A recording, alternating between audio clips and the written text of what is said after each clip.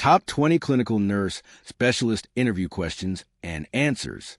Prepare for your next CNS interview with confidence. This video presents the top 20 clinical nurse specialist interview questions and answers designed to showcase your expertise, leadership, and clinical knowledge. 1. Can you describe your experience in managing complex patient cases as a clinical nurse specialist? As a clinical nurse specialist, I have managed numerous complex patient cases involving multiple comorbidities, critical conditions, and psychosocial challenges. For example, I coordinated care for a postoperative cardiac patient with diabetes and kidney failure. I collaborated with cardiologists, nephrologists, dietitians, and the patient's family to create a comprehensive care plan. I provided advanced clinical assessments, monitored the patient's responses to treatment, and adjusted interventions based on outcomes. My role also included educating the nursing staff and ensuring protocol adherence. This multidisciplinary approach led to improved clinical stability and reduced readmissions, highlighting the value of CNS-led care in optimizing patient outcomes in complex cases. 2. How do you stay current with evidence-based practices in your specialty area? I stay current with evidence-based practices through continuous education and active professional involvement. I subscribe to journals such as the Clinical Nurse Specialist Journal and American Journal of Nursing to keep up with the latest research.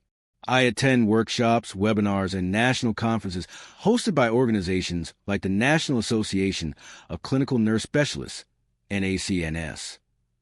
Additionally, I participate in hospital-led journal clubs and quality improvement committees where we review and implement new guidelines. I'm also part of an online peer network that shares recent findings and clinical experiences. This consistent exposure helps me integrate the latest evidence into daily clinical decisions and educational sessions. 3. Describe a challenging patient case you managed. What was your approach, and what was the outcome? One challenging case involved a patient with sepsis, diabetes, and a recent stroke. The complexities stemmed from neurological impairment, unstable blood sugars, and infection control. I led the team in reassessing the care plan, using evidence-based sepsis protocols while coordinating neurology and endocrinology consultations. I ensured timely interventions, lab monitoring, and family updates. I trained the nursing staff on neurological assessments and glycemic control in critical care. Through a collaborative interdisciplinary approach, we stabilized the patient, prevented further complications, and improved their mobility and cognitive functions before discharge. This case highlighted the importance of CNS-led coordination in complex, multifaceted patient scenarios. 4. How do you assess and address gaps in patient care within your clinical setting? To assess care gaps, I conduct chart audits, observe patient rounds, and gather staff feedback. I also review incident reports, monitor clinical outcomes, and analyze patient satisfaction data. When I identify a gap, such as inconsistent pain reassessments, I investigate root causes, including workflow issues or lack of training. I then design targeted interventions like staff education, process improvements, or policy revisions. I track progress using key performance indicators and adjust as needed. For instance, after implementing a structured pain reassessment protocol, we saw a significant increase in compliance and patient comfort scores. Continuous monitoring ensures sustainable improvement and optimized care delivery. 5. What strategies do you use to ensure patient safety and quality improvement in your practice? I prioritize patient safety and quality through evidence-based protocols, proactive risk assessments, and team education.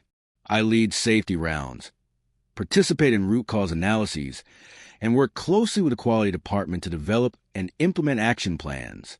I use tools like SBR for communication, checklists for high-risk procedures, and data dashboards to monitor outcomes.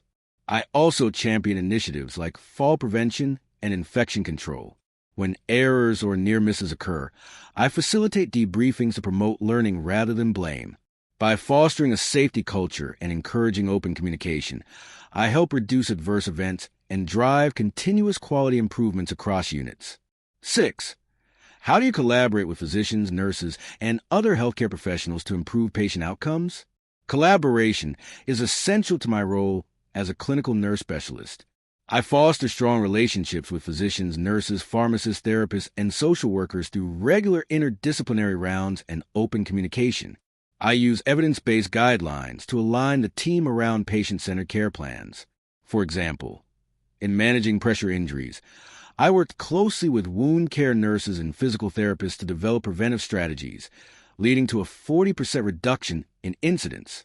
I also encourage shared decision-making and provide clinical education to bridge knowledge gaps. This teamwork improves care coordination, reduces errors, and enhances patient satisfaction. Key outcomes that reflect the effectiveness of collaborative practice. 7. Describe a time when you led an interdisciplinary team to implement a new clinical protocol or policy.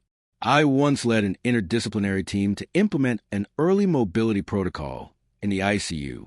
Patients were experiencing deconditioning due to prolonged bed rest. I collaborated with physical therapists, nurses, and physicians to design a phased mobility plan based on evidence-based practices. I conducted training sessions, developed assessment tools, and monitored implementation outcomes. I also addressed staff concerns by modifying workflows and clarifying responsibilities. After launch, we saw increased patient participation in mobility activities and a significant drop in ICU-acquired weakness. The protocol later became a hospital-wide standard. This project demonstrated my ability to drive system-level change through clinical leadership. 8. How do you handle resistance from staff when introducing a new evidence-based practice? Resistance is a natural part of change.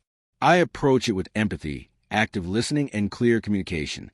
First, I identify the root cause, whether it's fear of increased workload, lack of understanding, or past negative experiences. Then, I provide evidence supporting the change, share success stories, and engage early adopters to influence peers. I also offer hands-on training and address concerns in real time. During the rollout of a new hand hygiene initiative, I involved frontline staff in protocol development, which increased their buy-in. By making staff feel heard and supported, I help create a culture that embraces evidence-based improvements. 9. Can you share an example of how you advocated for a patient or nursing staff at an organizational level? I once advocated for a pediatric patient requiring specialized pain management that wasn't available in our standard protocol. I worked with the pain management team, pharmacy, and administration to approve an off-label treatment that significantly improved the patient's quality of life.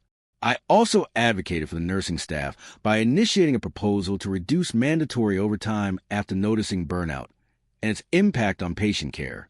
I presented supporting data to hospital leadership, which led to changes in staffing policy. These experiences reflect my commitment to advocacy, both for individual patient needs and for systemic improvements that support nursing practice. 10. What leadership style do you adopt when working with nursing staff, and why? My leadership style is primarily transformational. I aim to inspire and empower nursing staff by setting a clear vision, encouraging innovation, and recognizing individual contributions.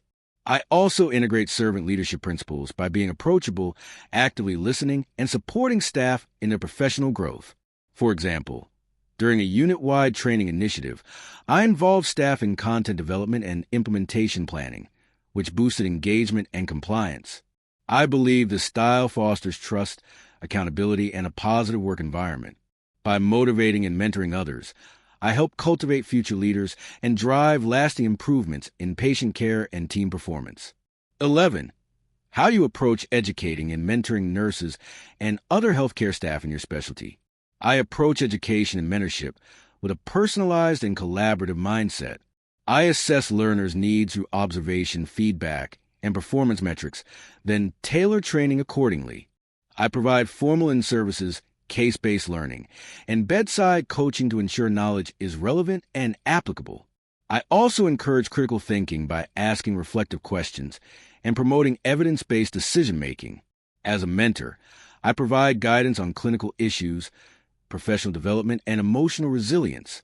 For example, I mentored a new ICU nurse by helping her develop time management and advanced assessment skills. My approach fosters confidence, competence, and a supportive environment for continuous learning and growth. 12. Describe a time when you identified a knowledge gap among staff and how you addressed it. While reviewing central line infection data, I noticed an increase in CLABSI rates in one unit. A deeper assessment revealed inconsistent central line maintenance practices and a lack of updated training. I organized focused education sessions, hands-on simulation labs, and competency checks for all nursing staff. I also introduced visual aids and quick reference guides at the point of care. Post-intervention. Compliance improved significantly, and infection rates declined by 60% over the next quarter. This experience reinforced the importance of continuous education and proactive identification of knowledge gaps to ensure patient safety and high standards of care across the team. 13. What methods do you use to evaluate the effectiveness of your clinical training sessions? I evaluate clinical training effectiveness through multiple methods: pre- and post-training assessments to measure knowledge gain, direct observation of skill application, and feedback surveys to gather learner input. I also track clinical performance metrics, such as infection rates or documentation accuracy, to assess training impact over time.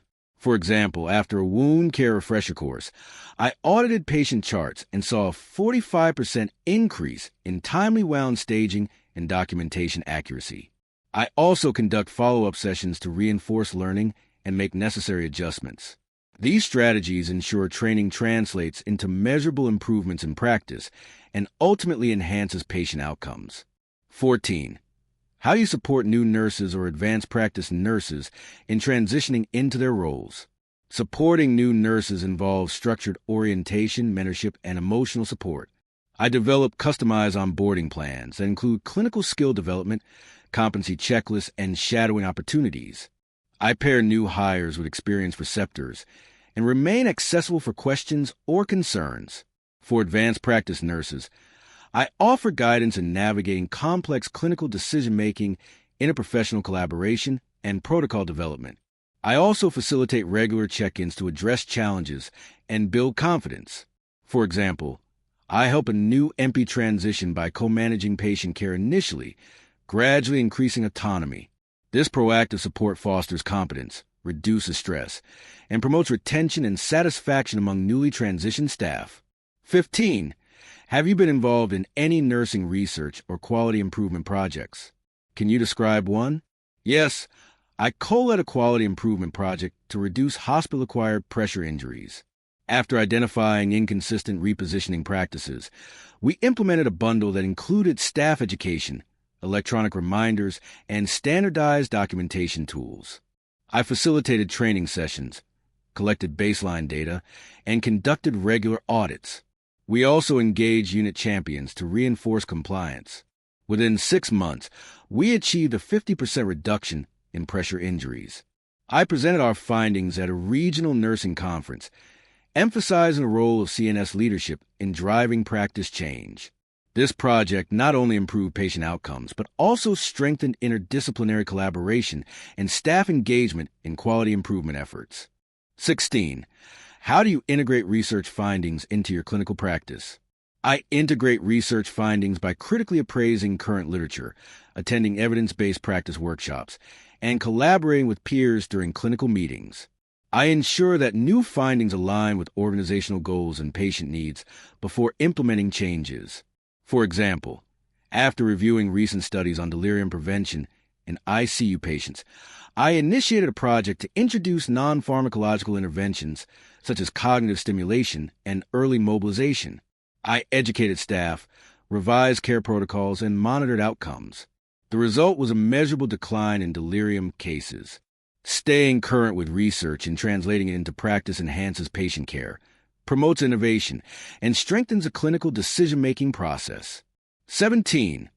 What steps do you take when you encounter a clinical problem that lacks clear evidence-based guidelines?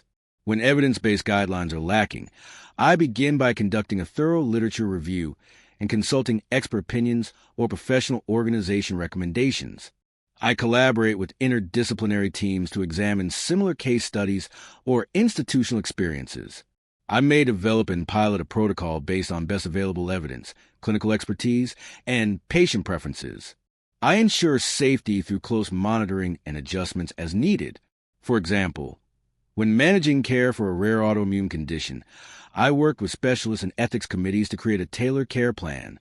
This structured, cautious approach ensures patient safety while contributing to knowledge, in under-researched areas. 18.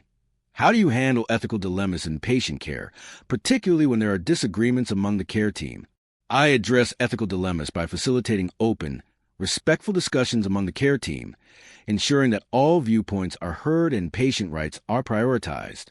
I consult the hospital's ethics committee when needed and refer to professional codes of ethics and legal guidelines. For example, in a disagreement about continuing aggressive treatment for a terminally ill patient, I organized a multidisciplinary meeting, included the patient's family, and supported shared decision-making based on the patient's previously expressed wishes. I emphasize compassion, communication, and collaboration, ensuring that ethical decisions are patient-centered and grounded in integrity, even amid team disagreements or emotional challenges. 19. What professional organizations are you a part of, and how do they contribute to your growth as ACNS? I am an active member of the National Association of Clinical Nurse Specialists, NACNS, and the American Nurses Association, ANA. These organizations provide access to the latest research, best practices, and continuing education opportunities. I regularly attend their webinars and conferences to stay updated on policy changes, clinical innovations, and leadership strategies. I also participate in forums where CNSs share challenges and solutions. These affiliations enhance my professional development, expand my network, and empower me to contribute to system-level changes in nursing practice. Being part of such organizations keeps me inspired, informed, and aligned with evolving standards of excellence. 20. Where do you see yourself in the next 5 years as a clinical nurse specialist? In the next 5 years, I envision myself advancing into a leadership role where I can influence policy, mentor emerging CNSS, and lead hospital-wide quality improvement initiatives. I aim to contribute to research, publish findings, and advocate for the CNS role within healthcare systems. I also plan to pursue further certifications and possibly a doctorate degree to deepen my clinical expertise and leadership capabilities. Ultimately, I want to be a catalyst for transforming patient care through innovation, collaboration, and education, ensuring that the CNS role remains central to improving outcomes, shaping practice standards, and mentoring the next generation of nursing leaders. Thank you for watching our video on the top 20 clinical nurse specialist interview questions and answers. We hope this guide helps you succeed in your interview. Don't forget to like, share, and subscribe for more expert career content. Best of luck in your journey as a clinical nurse specialist.